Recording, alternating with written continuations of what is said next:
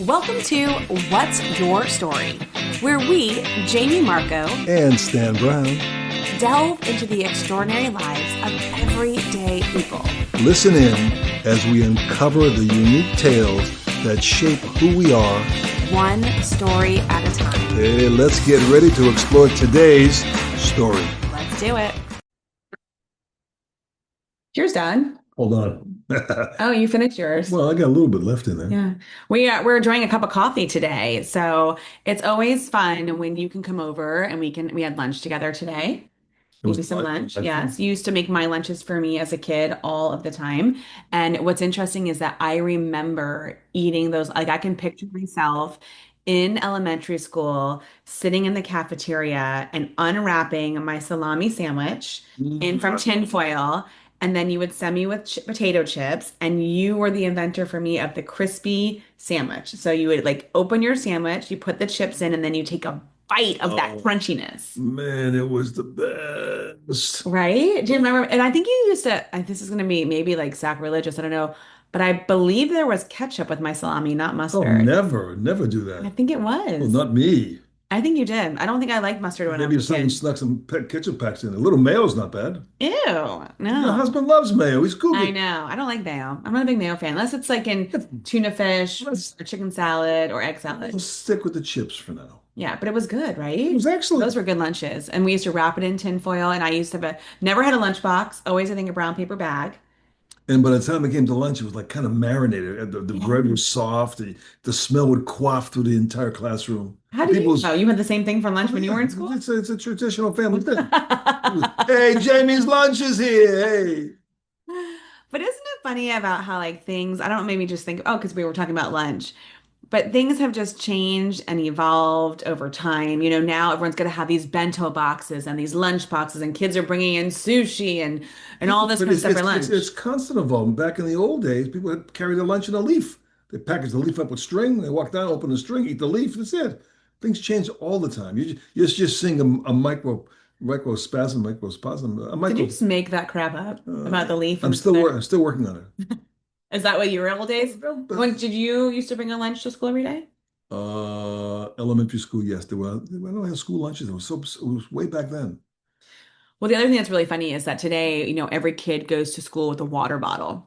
And it's like, if you forget your water bottle, oh my goodness, you forgot your water bottle. The world is coming to an end. Somebody please call, Children and Family Services. You forgot your water bottle. I guess there's no But anxiety shortage in oh my, well, that's today's the anxious generation. But when I was growing up, we didn't have water bottles. We didn't bring water bottles to school. We went to the water fountain if we needed water. I think at and you lunch. put your mouth right on the faucet. But so isn't it crazy how over time things have changed so much? Only if you survive long enough to recount that. Well, our guest today is somebody who has survived quite a few generations. And I met him traveling back on the red-eye flight from I hate California. red eyes. It almost killed me one time. I know, I hate them as well too, but this flight was different. I've actually had this to me a couple times in my life where I've met somebody sitting on the plane and it's been just such an incredible conversation. So should we just let Bill in and you can meet him as well? Yes, we should. Okay, let's do it. All right, here we go. Is he waiting? He is waiting in the Hmm. wings. Yes. He's waiting, coming in soon, so we'll see him. I don't know how savvy he is with Zoom, but there he is. Wow, You're Bill! you're on mute, Bill, so you have to take yourself off mute. You know how to do that. On the bottom of your screen, there's a microphone and there will be like a red X on it. If you just click that microphone, it will take you off of mute. So, and there's a bar on the bottom of the screen. So, listener, we're just guiding him there. And you just click the microphone. There's like a bar. It says audio. Click that and you'll come off mute. I think I can. We're gonna get you there. We're gonna get some help. Hold on. Did it tell you? I just click to come off. I've asked you. There we go. Can you hear me? Yes, Bill. Can you hear me? Yeah, success. Well, thanks for joining us today. We'll see you next week. Uh, well, I'm excited. I'm excited. It's an interesting time in my life. Oh, well, yes. I mean, I got your email about all these incredible things that are happening. And by the way, listener, you can't see this unless you're watching, but you are wearing a very proud orange shirt right there. Is that right? It's red. Oh, it's right. It looks orange on camera. I was like, okay, we've got some gator colors popping Well, out. well, this whole office is full of gator stuff. So, yeah, I could just as easily have done that, but I just didn't want to overload you. Oh, We no appreciate worries. it. Well, I was just telling my dad, and actually, after we met, when I had flown home, I told my dad about meeting you, and I was like, I met the most incredible human, and we had just such a great story. We did. Like, I think it was like 6 or 7 in the morning. I had just come off a red eye from California Yeah. to you and to Charlotte. And then I think we were the only ones talking on the plane. And it was amazing. And I just thought your story that you had shared with me was so Who incredible. had the window seat? I did. Okay, I didn't want to see. just checking. But I'm so glad that you said yes. Well, it was, it was fun. And I don't often get an opportunity to talk to nice looking young ladies, on the airplane because my wife is usually with me. All But married. I was on my way to a National Vehicle Leasing conference there. And so it was fun. Well, I was just more impressed with you than anything.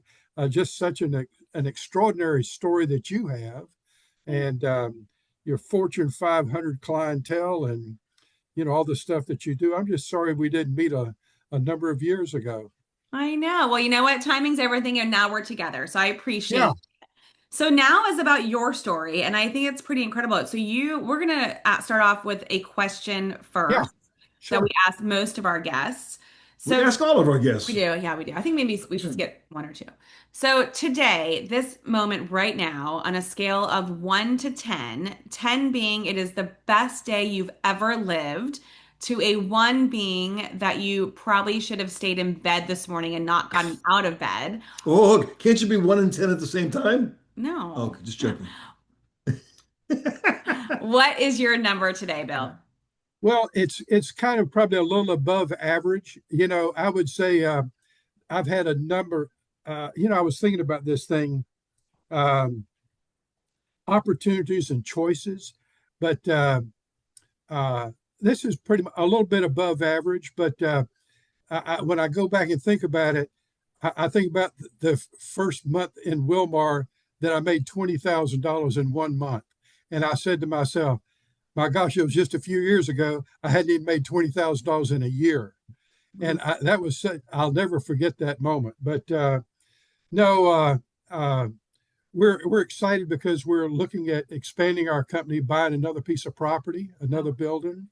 And I was with my son earlier today and talked about what our strategy was on our offer. And it's kind of a neat and exciting time. That's good. But it's you know, every day's a good day. When you're 80 years old, every day is a good day.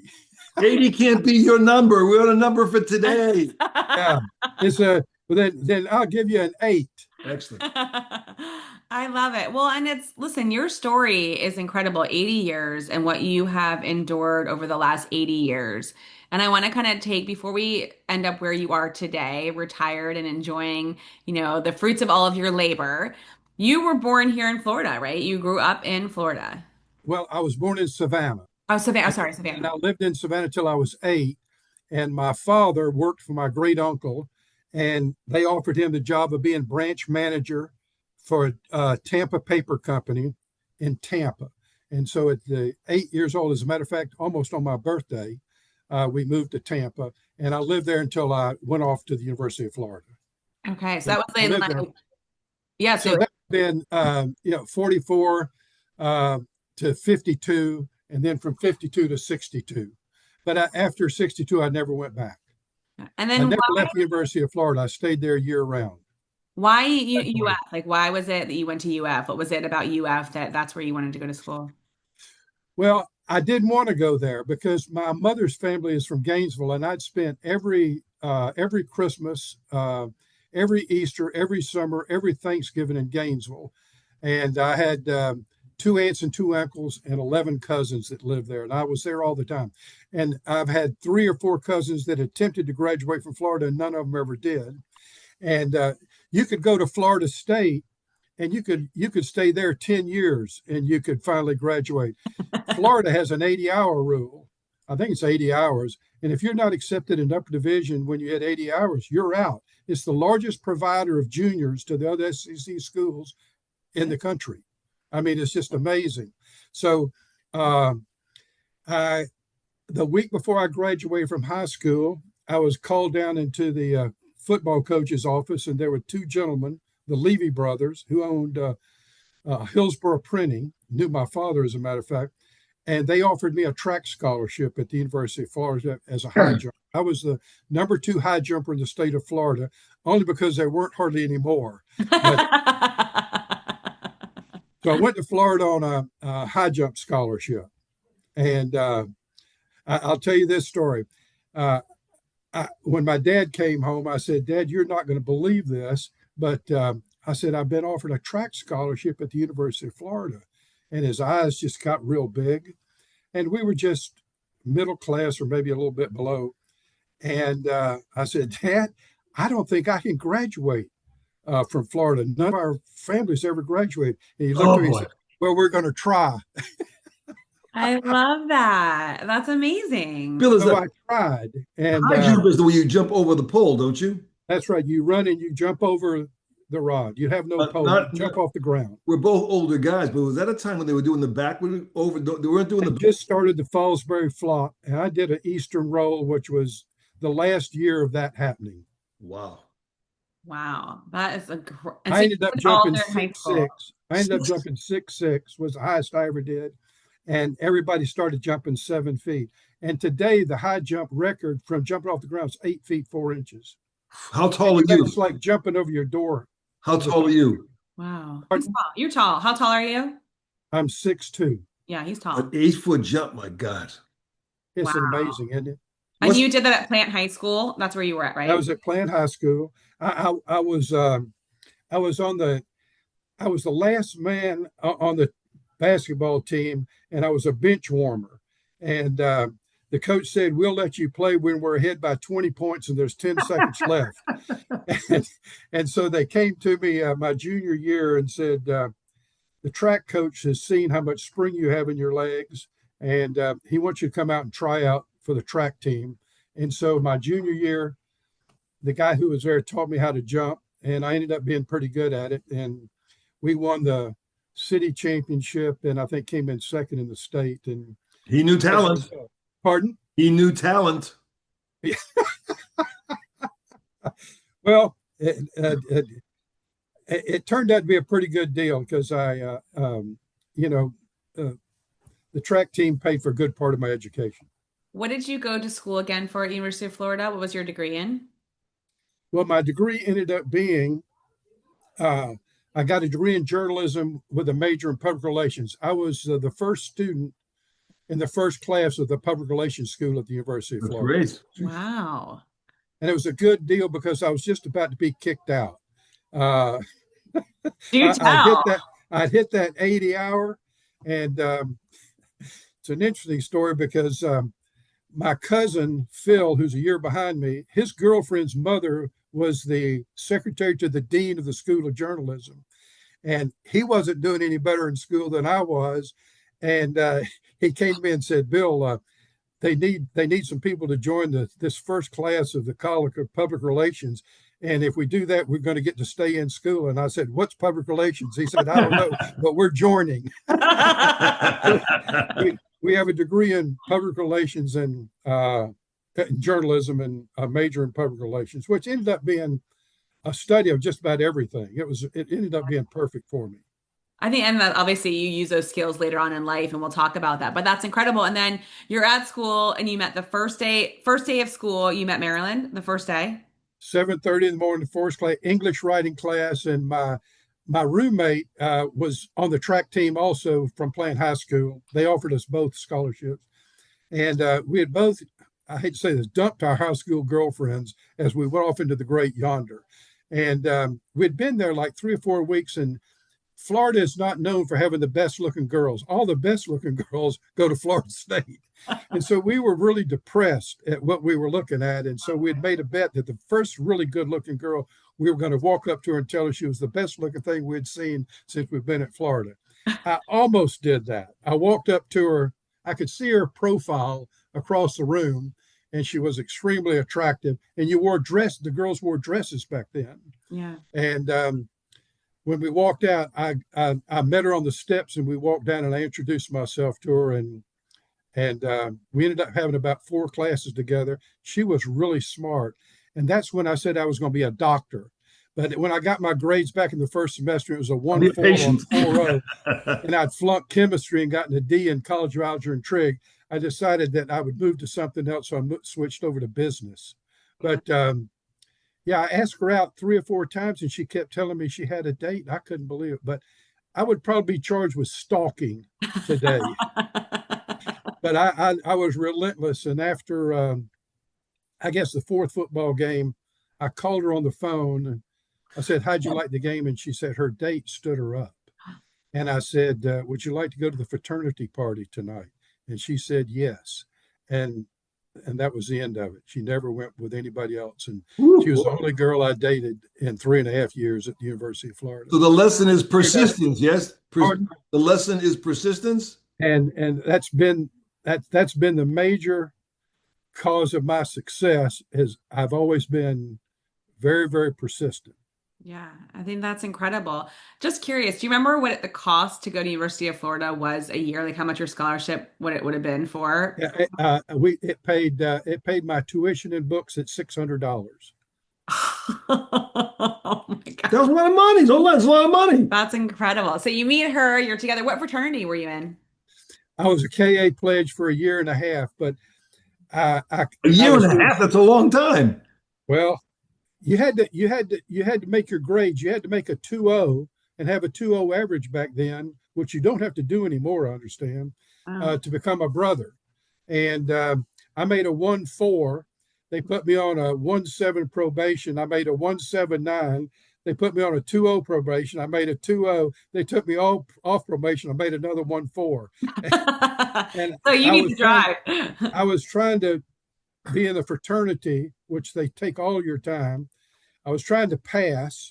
I'd met Marilyn, and I was dating Marilyn, and I couldn't do all those things, so I gave up the fraternity.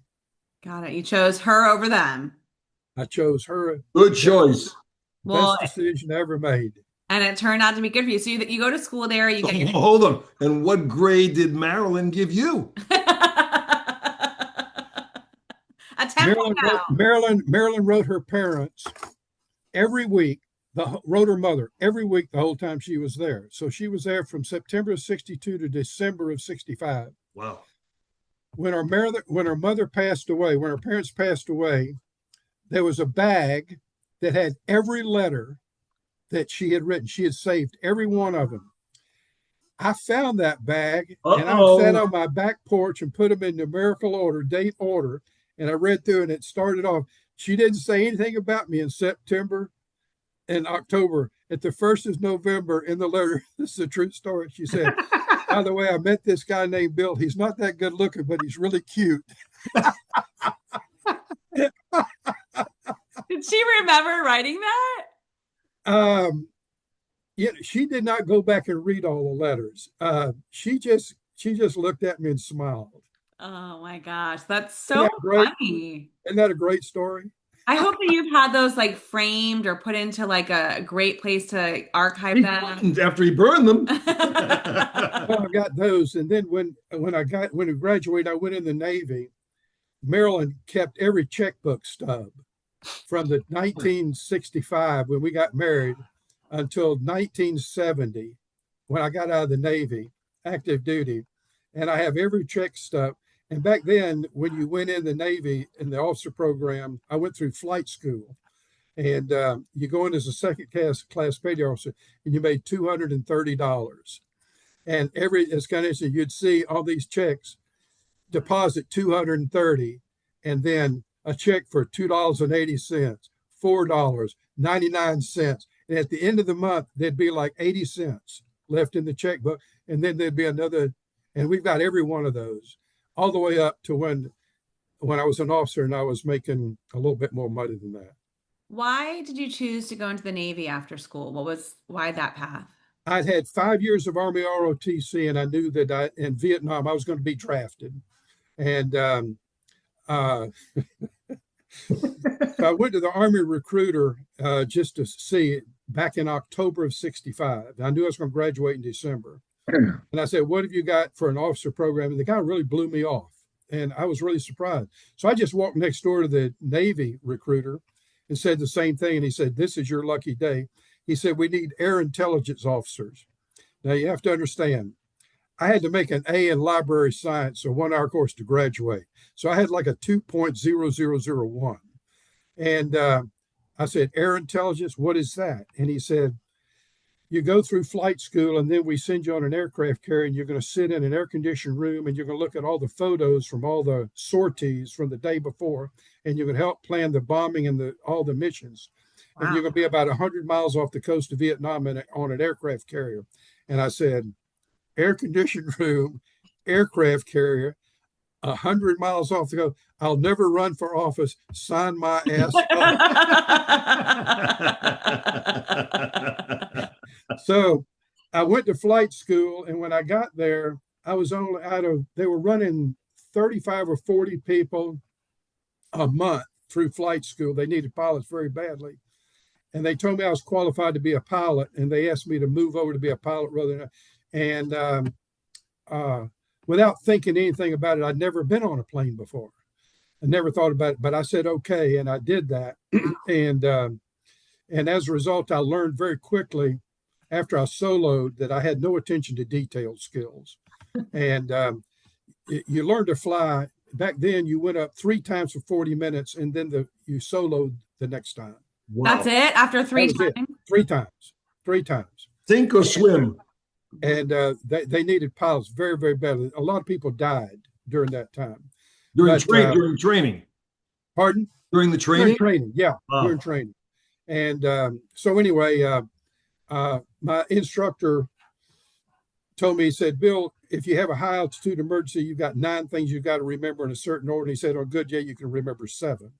And he said, you're going to kill yourself. He said, this is not for you. So I DOR'd, which is discharge on request, because flying is totally voluntary.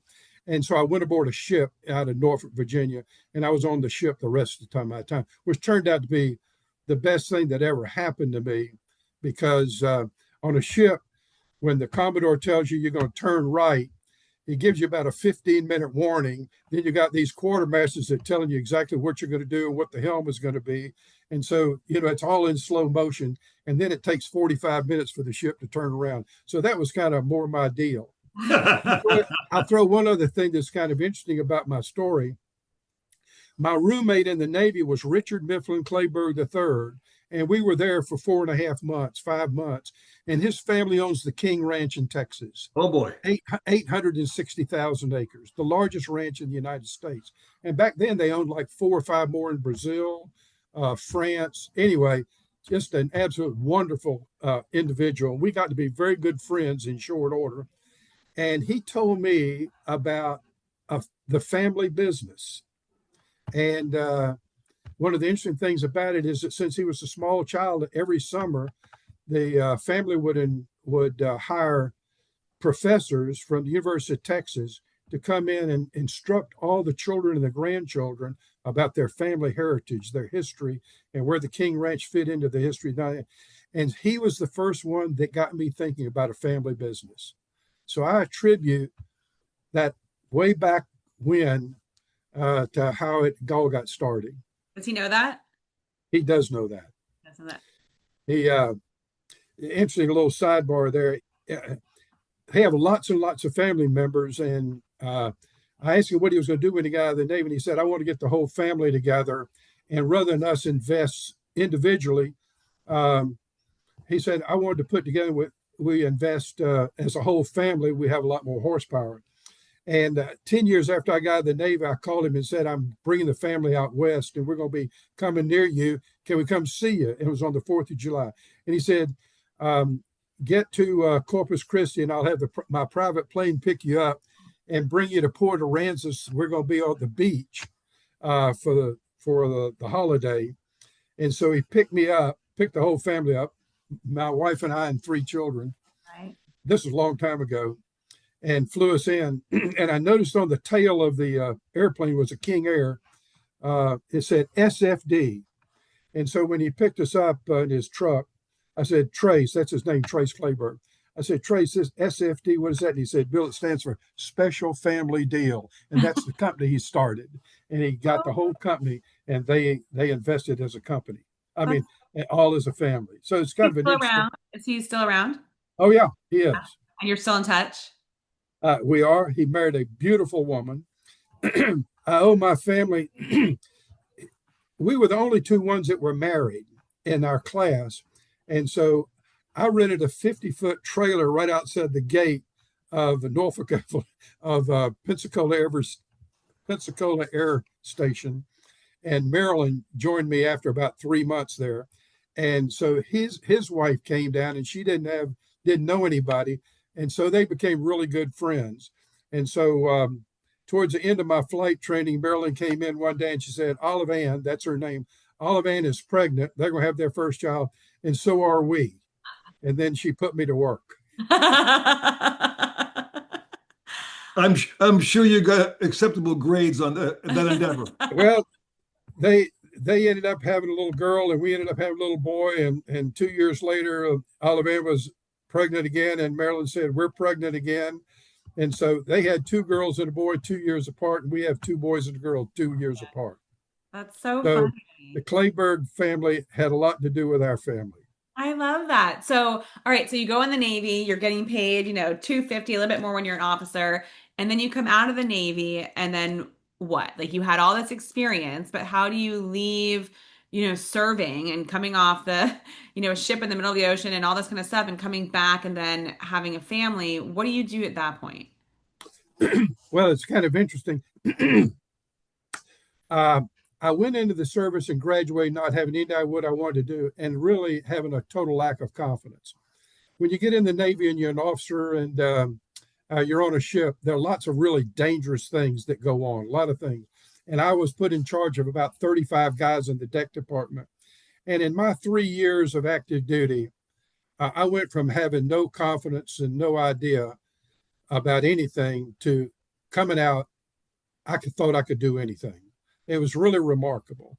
I didn't still know, but my uncle and his two brothers owned Jacksonville Paper Company, and it's the largest independent printing paper company, not newspapers, but just printing paper in the country at that time. They were all over the Southeast. And I was thinking of going to work for them, but my father had just gotten promoted to vice president of sales in the southern region, which was Florida and Georgia. And they said, you can't work for your father. You have to, the only opening we have is Charlotte, North Carolina. And I said, no, I'm not going to Charlotte. I want to go back to Florida. I want to be playing golf, going to fishing. I like the weather, no snow, etc. And so I interviewed only two companies. Well, I was offered a job in the FBI because they started hiring naval officers back then rather than lawyers and accountants. And that was the first time that ever happened. And they offered me a job at $20,000. And I had just been promoted to lieutenant. I was going to make 16. So it was $20,000 to start, but they told me I'd probably move 4 times in the first year. Well, I'd just been aboard ship. And for 3 years, I was gone 86% of the time and had 2 children. And so I turned that down. I had an interview with Ryder in Miami, which is the #1 truck leasing company in the country, unbelievable training program, etc. But then a cousin of mine told me about these 2 guys that had just left Hertz and started a truck leasing company in Orlando. I need to go see them. So I went from the home office of Ryder, this gigantic building, To a the garage. #1 company in the country, to a rundown Amoco service station that was an absolute garbage dump. No offices. This guy had a travel trailer. The president of the company was basically operating out of a travel trailer. And but the 2 of them were turnaround specialists for Hertz. And I was fascinated by them. And so this starts choices. They offered me a job. They said they had no training program, but they offered me a job as their first trainee for $500 a month for 6 months, working on the gas island, pumping gas and sweeping out cabs of vehicles as part of it. And I had a wife and 2 children and $6,000 in savings. at that time. And I told my wife I was going to take the job. And I went over to Orlando. It was in Orlando, and I lived in a rooming house. I rented a room from a woman for 2 months. And then Marilyn came over after living with my parents for 2 months, saying that wasn't going to work any longer. And so we rented a house, and I took $3,000 of my $6,000. My father had given Marilyn a Volkswagen Beetle with no air, manual transmission when we graduated because she was the only one who had a job. She was a teacher.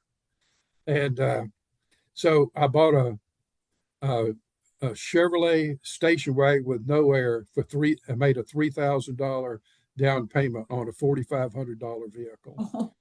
And so anyway, and that's how I got started. These two guys impressed you that much that they were onto something new? Yes, because one of them was an operations guy and one of them was a sales guy. And they had been for 20 years going around the country turning around Hertz operations that were not doing well. And I said, if I was ever going to learn something, I wouldn't be in a class of 10 or 12 or 15 and no telling where I was going to go. They only had one place, and that was Orlando. And I said, I would be the only understudy. And I was. And so every afternoon after I was doing that, I would sit down with one or both of them, and they would tell me what was going on and what I needed to learn. And so I did that for 6 months, and then I can't remember what I got paid. I think $14,000.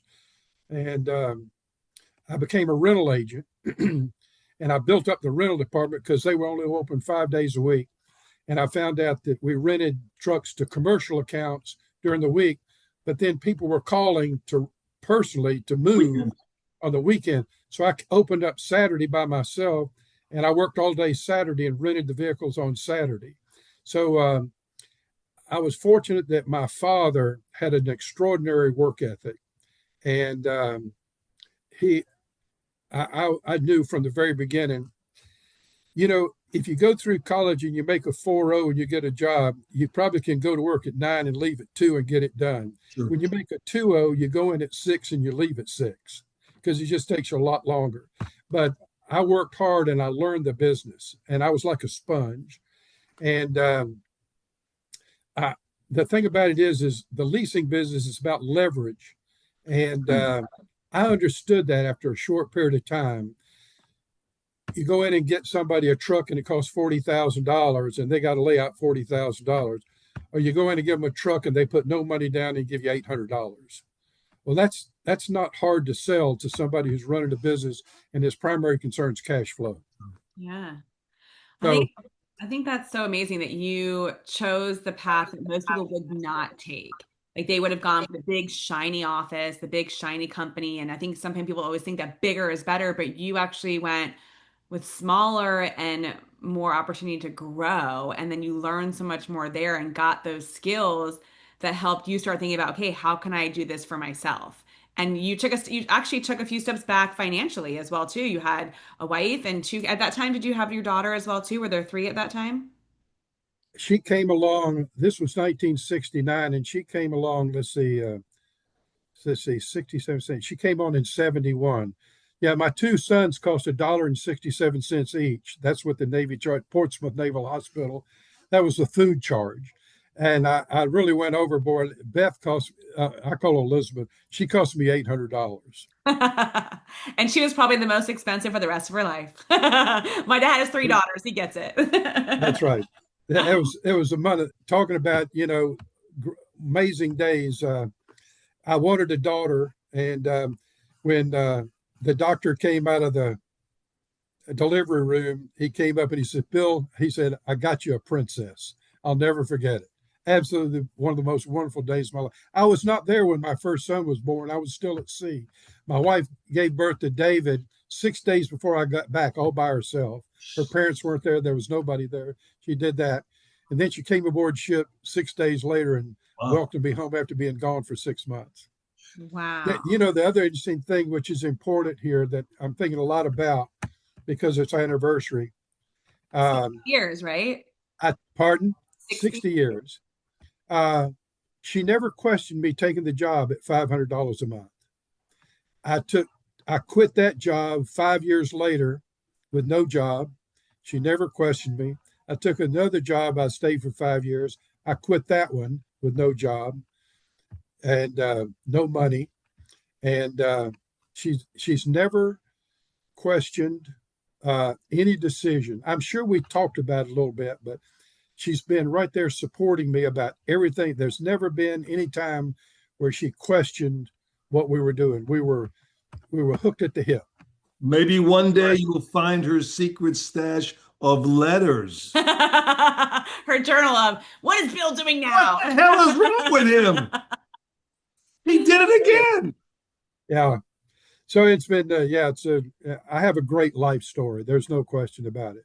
So you, and I know that the part that you inquired about is, in the very beginning that I told you about is when I quit that second time, the guy owed me about $35,000 because he was paying me commissions on a monthly basis. If I signed a 3-year lease, he gave me $10 a month, for 3 years. And that's how it was done. And I had hundreds of them. So I was he owed me about $35,000. And after I left, he refused to pay me. And I just bought a home. And Marilyn was working as a substitute teacher, making $800 a month. But I cashed in $800 of savings bonds that my parents had given my children. I used $400 to do all the checks with the state attorney, I guess the Secretary of State for getting your name and everything. And Linwood Mallard, the attorney who was with Hill Truck Rentals, which was the job I had in Florida, and we became good friends. His bill was $400, and so I had $400. And if you looked at our financial statement, the capitalization was $400. We did $59 million in sales in 2024. Whew. And aside from that just being so incredible, guys and gals, we wrote off zero. We didn't have a dollar of write-off. We did $55,000 the year before, and we wrote off $2,400. Wait, well, let's back up to the guy that owed this 50 for the 35,000. You never went to visit him in the still of night? Jaime, did I tell you that story? No, I don't. Because Southern boys take care of business. He was part of the reason I left is because I turned out he was a crook, and I won't mention his name, but he was turning back odometers, and I found that out because you can't do that. Yeah, and I found out that I had driven a couple of vehicles to this place, and just by happenstance, I noticed what the miles were when I took them there, and when I came back, the miles were much less. And I went to my attorney friend and I said, "Can I be held liable?" He said, "No, but you don't want to be there." And so I went in and told him that I was going to leave, and he owed me the money. And I said, I'm going to stay in the leasing business, but I will not get involved in terminating any existing contracts. But if a customer calls and wants to lease another vehicle, he's going to call you. Each of us has an opportunity. And so he said, that's fine. And he agreed that that would work. But then he sued me for a tort with interfering contracts. His attorney, by that time, I thought was a crook also. And so he stopped paying me. And so I sued him. And here's where the story comes in. You asked me about the covert. He had receipts from every one of the vehicles that he had took and turned the odometers around. And I had written down the mileage on the ones that I took. And so he didn't ask me for my key. And so I went in about 2:00 in the morning on a Sunday morning and went to the file cabinet, and I pulled those files and I made copies of about 10 vehicles that I knew that the odometers had been tampered with. And so the day before our trial, my attorney said, "Bill," he said, "I'm going to ask your name and I'm going to ask you that. And that's how we're going to start." And I said, "No, Linwood, after you ask my name, ask me why I left." And I'm going to say, because he was turned back odometers and I wasn't going to work for a crook. He said, "Oh, no, you can't say that." I said, Linwood, ask me my name and ask me where I live, and I'm going to say that. And he said, can you prove that?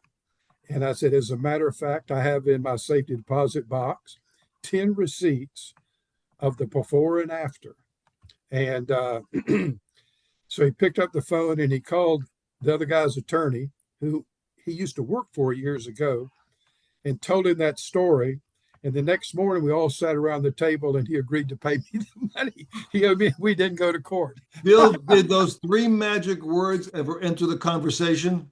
Which ones? Breaking and entering? I did. I had a key. I had a key. Uh, but no, no one ever knew that I'd done that.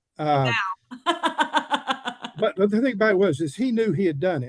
And Sure. the other thing was, there was another guy there who was our controller, and he had driven a couple of those vehicles, and he had come to me also simultaneously, and we noted. So there were two of us there that knew what the story was. So no one ever asked me how I got it, and it was never brought up. Wow. Good job, man. I told C students run the world. Well, and then today, Well, fast forward to today, pardon? fast forward to today, you have a family business like you always wanted. You have this family business. You retired, I believe, in January the 1st. I basically say I quasi-retired because I still come here a couple of days a week in the morning if they have a meeting. And I have accounts that are kind of complicated, and when something happens, I'll come in and help them. But yeah, I uh, I was lucky. I had two sons and a daughter. One had a degree in geography, one had a degree in political science, one had a degree in speech communications. So none of them could get a job or do anything. So they all came to work for me, and I needed them. And I need them. And so the three of them own the business. I gave it to them in '04, which is really a unique story, but probably don't have time for it. And my daughter ended up working for several years, but then she married a guy in Atlanta and moved to Atlanta. And so my two sons are here every day. And my middle son was the one that was qualified. My oldest son did not want the business. My middle son wanted it.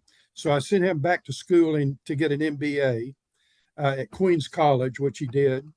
And that turned out to be a good investment. And so he's run it since '04 and just done a hell of a job. Just a great job. It's amazing. And for And those my that daughter, don't know, so it's a commercial leasing company. You guys are based out of yeah, Charlotte, right? And you're in that's Charlotte. right. And you started the business, I think was it 1980 when you started the business? With January 1980, Yeah. with $400 and out of my daughter's bedroom. I'd just given her a phone. And so we had a phone and a phone number that was, listed to me. And so uh, I had to have an office 10 by 10 with a lettering that said Wilmar Leasing of 4 inches with a phone, a desk, and a file cabinet. And a good friend of mine from church was a surveyor, and he was in a Keyman building. Do you know what a Keyman building is? No. No. Okay, a Keyman building is a building where somebody goes in and rents a floor that has 15 offices in it and has a secretary out front that answers the phone for everybody there. They Okay. charge you rent. They charge you by the hour to Sure. do this Yeah. and answer your phone. So I had a 10 by 10. I went to him and I rented his desk and his file cabinet and a phone that wasn't plugged up. I put my 4-inch letters. The DMV came in, inspected it, gave me my license, and I operated for a year out of my daughter's bedroom. Oh my gosh, Then that's I moved. Then I moved into the Keyman building in a 10 by 10. And a year later, I hired a girl to come work part time, so I had to go to a 10 by 10 and another little one, and then 2 years later, I bought a house on a busy street that I used as an office. wow. And that's a unique story in itself. I mean, like I you have are, great stories. well, that was the thing. Like when we were talking, I got to hear so many, and some of them were repeated today, but so many incredible stories of it. Just like, but it's all comes back to your choices that you've made. I wrote this down. I have had an incredible life, and I have made I don't know how, but I've made really, really good choices. And I talk about it to people all the time. Before I started thinking about choices, I've always talked about, we all go through life with forks in the road, and we just come into a fork, and you've got to Sure. make a decision about what way you're going to go. And um, part of it, I think, is understanding your limitations, understanding what your strengths and weaknesses are, and really thinking about it. And when you're a C student and you have to make a decision, and you have a strong work ethic, you think hard, you weigh it. I had a partner that, who was, she graduated like a 3.6, by the way. she she was taking physics and German. I would hope so. She's a Well, teacher that she had a little bit of a higher grade. so anyway, we partnered, and it was kind of interesting too. Um, she she came with a great family. Well, her father was an optometrist. Her mother was a first grade school teacher, and she wanted to have kids. She loved children, so we made it. I would work, and I would work hard, and I would provide the living, and she would take care of the house and take care of the kids. And so she did that um, until this time when she was started substitute teaching, and then she became a permanent. She taught math and science in a private school, made $10,000 a year, but our children went free. That's a good And perk. so all three of our children went to private school. And when they went to college, they just breezed right through. They all did great. Two of them went to the University of Florida, and my daughter went to Georgia. I tell people she Have you forgiven her graduated. yet? Have you forgiven her for I that? beg your pardon? Have you forgiven her for that yet? Well, what we do is I tell people she graduated in 91. We haven't seen or heard from her since, but we hope she's doing well. Yeah, she's the light of my life. She has a son and two daughters, and I have 8 grandchildren, and the third one just graduated from LSU. Had one graduate from Boulder, the oldest one, and she's dating a SEAL in San Diego, Wow. and madly in love. And my daughter's oldest just graduated from UVA, has a great job in Atlanta, and Emmy, named after my mother, she just graduated at LSU, and she's got a job as a pharmaceutical rep. Wow. So I have four more in college. I have one in Georgia, one at Alabama, one in, I guess, Wilmington, NC, University of North Carolina, Wilmington, and one in College of Charleston, and Wow. one in high school. Well, and now you're retired. None of them, I was going to say, none of them have ever been involved in drugs, and none of them smoke. And if I ever think about anything that I think is remarkable these days, anything I'm happy and proud about, it's that. It's amazing. Yeah, it's amazing. Well, and Yeah. now you are in your next chapter of retirement. He hates it. He hates it. Well, my dad, how long have you been retired for now? About 5 years. About 5 years. Yeah. Well, I'm just figuring out about time. I'm lucky I still have an office. They ask me something every once in a while. We're in the process of maybe trying to buy another facility. Right. So I've been here with my son here to talk about the finances and whether or not we think it's a good idea. It's a big, big leap for us. And then, of course, I had this, so I had to go shower, and shave, and and I played golf yesterday. So I'm figuring it out. Right, But right now, since you're now in middle age, it's time for yeah, reflection. That's all. well, I've just had I had an extraordinarily another interesting story here in December. I don't know if I told you this, but I wrote my three children a letter Mhm. and basically told them that 80 years old. And what happens? How old are you? 76. Okay. Well, we're losing friends, we're losing classmates, and it's a sad. I've lost lots and lots of clients, and I built the business on relationships. I never concerned about the money. It's kind of interesting. I figured you build the relationships, you do what you say, you're Success will honest, come, sure. and you give it your best effort, and and you do a good job, the money's going to be there. And I never cared about making a whole lot of money, but I've just been just extraordinarily fortunate. But you lose friends and relatives and customers, and so every day I thank the Lord that He gave me one more day and gave my wife one more day, and we're together one more day. But I wrote him a letter and told him that there's a country song by Garth Brooks that says, "If tomorrow never comes," Hmm. and I walk in the morning and I listen to country music. And so I wrote them a letter that if tomorrow never came, I didn't want them to be unhappy because I'd lived just the most marvelous life and I wasn't afraid to die. Hmm. And so, I'm at peace with my life and what all's going on. And I just hope my wife stays healthy and she outlives me. I mean, that's incredible. I'm curious, you have had such an incredible experience, an incredible story. What advice would you give to the C students out there today, knowing what your life has been like? Well, I'll divide that into two parts. If you have any chance of a decent love life, you can just forget saying no. Okay. You just start off. The minute no comes up, the relationship starts spiraling downhill. So I would say that. Um, Part of this, I think, is a couple of things. One is I, I I got involved in a entrepreneurial coaching program a number of years ago, and part of that was determining what your unique ability is. And I don't think people spend a whole lot of time thinking about what your unique ability is. And until then, I'd never given it any thought.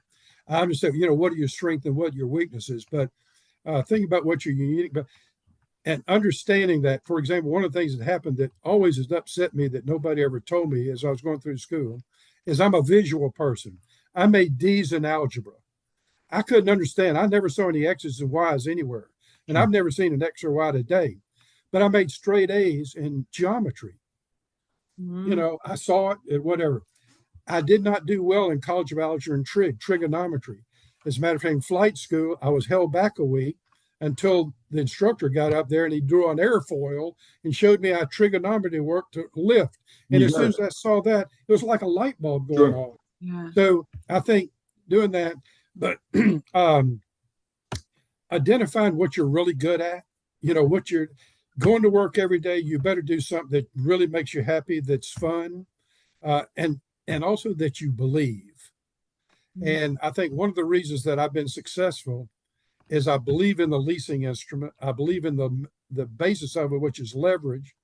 And when I look at somebody in the face and I tell them what I do and what I'm going to do for them, I believe it. And they can look at me and they understand that I believe it. I'm just not selling something. And when I was selling, if I didn't get 95% of every opportunity, I thought I was failing. But the other thing is, if you thought you work hard working for somebody else, you don't have any idea till you go into business for yourself. Mhm. And so it takes everybody in the family's got to understand that there's not, there's no 8 to 5. And Mhm. even today here, we just hired another young man that's graduated from the Citadel, and we were talking just this morning. Um, we were talking to clients Saturday at 9 o'clock at night because they were in California. Sure. Yeah. Okay, Yeah. Omni hotels, and you know, when the phone calls and the customer has a problem, they're interested in just getting it off their desk. Yeah. Uh, Sharing is not turned on. Something just popped on here. What does that mean? No, it's nothing for me. You're good. I think a lot of your success is your honesty and your authenticity. People know bullshit when they hear it, and you're sincere. You're helping people rather than selling them some sort of service. I think, see, we're in the vehicle business, the car business, and I always thought there's a black cloud. Sure. Nobody likes to do business with car business. Everybody thinks they're shysters. Every story you've ever heard about the car business is true. A lot of them are not. Uh, and so I made a decision, which is part of this, I think is important.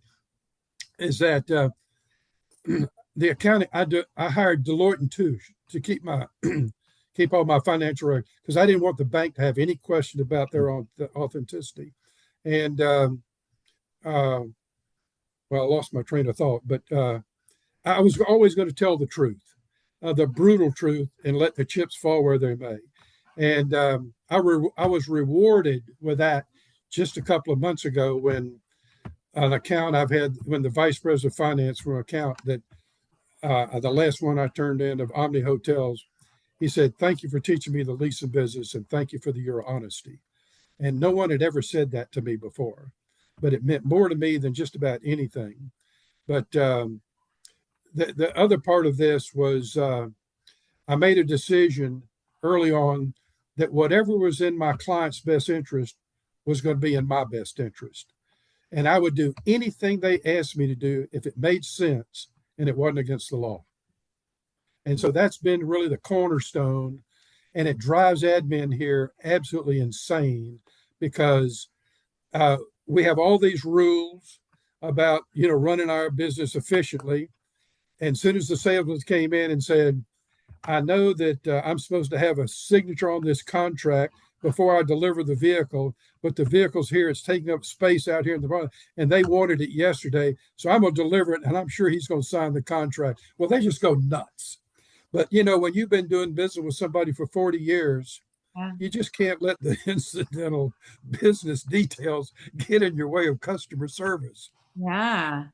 I mean, because you're probably used to the days where it was like a handshake. A handshake, yeah, let's do this. And now, obviously, for so many different legal reasons and insurance reasons and everything, it's changed the business. But knowing that Oh, it's been 45 years that you've been doing this, business has changed over 45 years. And now, obviously, I'm sure your sons have some ideas of what they wanted to do differently into when they took over. And so there's that dynamic. I mean, there's so many stories in the story we could talk about, but I just think it's so incredible. And you said in the very beginning that persistence yeah. as part of your story. And we've seen that. And you share with me, in that early morning flight about how you had like $500 in your bank account at one point, and you had three kids and a wife, and you had to figure out what was coming next. Well, at one point, I don't know if I told you this, but um, David and Scott, my two sons, I had to have $10,000 at $10,000 on September 1 at the University of Florida. And on August the 15th, I had about $500 in my account with no idea what was happening. And 2 days later, I leased 10 trailers at $1,000. I bought 10 trailers for a company, and my commission was $1,000 each. So I covered the $10,000 about 8 days before it was due. That's the closest I've ever come. Wow. That's Woo. amazing. Well, we are so grateful. Well, I'm so grateful I had the opportunity to meet you, and I'm so I'd grateful. like to thank you for taking care of my little girl on that crazy flight. Well, I didn't realize that you were her dad, so I don't know how I missed out that, but I was thrilled to death, and I would just say, Jaime, I hope this is not the end of our relationship. Same, same. I've told numbers of people about you, and so I've told everybody to Google you. And so, tell me just quickly. So now, what happens to this? Is is this going to be recorded where my sons can look at it? It is. So your episode, we're recording right now. And when we're done having our conversation, you'll be airing. Well, you'll get an email that tell you what date your episode is going to be airing on. You'll have that there. And then I'm going to reach out to you and we're going to definitely stay in touch because I think that obviously I believe that life is all about relationships, all about the people Yeah. that you meet. And there was a reason why we were on that plane at that moment, at that day. And so I think you're an incredible human. And I'm so grateful you have inspired me. You gave me some names of different authors that I've already like looked up and I've ordered those books and I'm looking at those. And so I just think it's amazing. Happy 60th anniversary. What is the actual, it's in a couple of days, right? The The next, 19th. oh my The goodness. Are 19th. you doing something Next week. special? Are you guys going and doing something special? I've invited six couples who started off as clients who have turned out to be best friends along with their wives, and my wife knows them, and they except for one, they all know each other. And I've rented a room at the country club and a private bar, and we're going to have cocktails from 6 to 6:30, and we're going to sit in a square table so we're all facing each That's the other, best. That's the best. and have dinner and I'm gonna tell them a story about how important they have been to me and my family and our business, and what the relationship, because they were all from around here, and I was an out of towner. Let me mention. Did I mention Atlas Shrugged to you? No, I think you the mentioned it book. to me. You mentioned it to me. Okay, I was going to say when you talked about books, Thomas Sowell is one, Yeah. but Atlas Shrugged was the gave me the inspiration to be exceptional.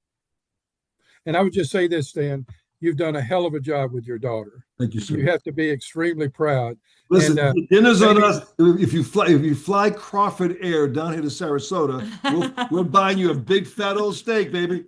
all right. Well, if you're ever here in Charlotte, and you please give us a call because I'm around. But thank you for the opportunity. It's been a real joy to meet both of you, and I'm glad I had an interesting story to pass along.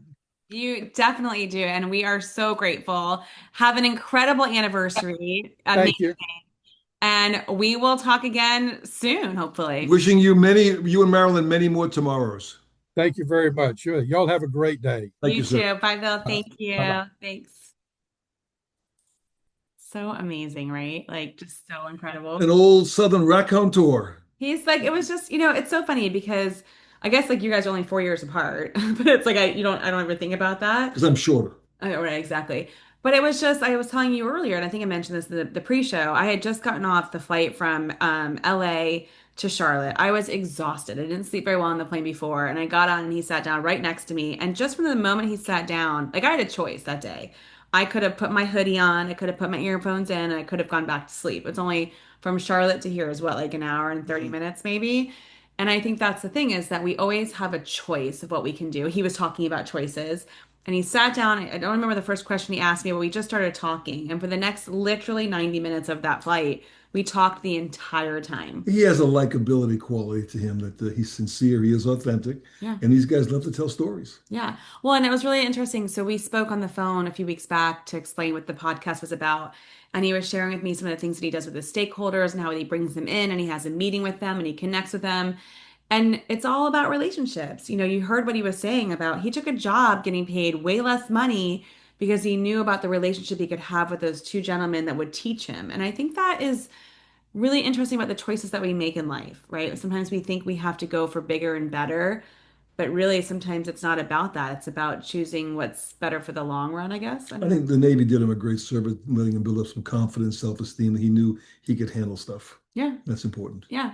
And just like being married for 60 years, you're working on I 54. think 53. I was gonna ask him, what is the gift? What do you give for a 60-year anniversary?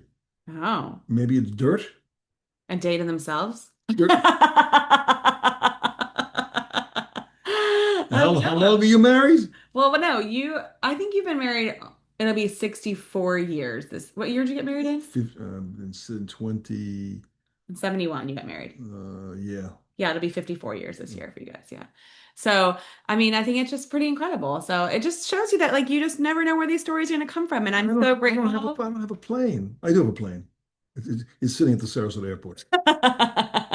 And I'm leaving on it tomorrow. But I just think like I love it. I just love that we're like it just like someone else may have sat down next to Bill on a plane before and never realized the depth of his story because they chose not to. And I think that that's the thing is that we need to lean more into connecting with the people in our world and seeing people and hearing those stories because we learn from those. They inspire us, they help us grow, they help us understand one another.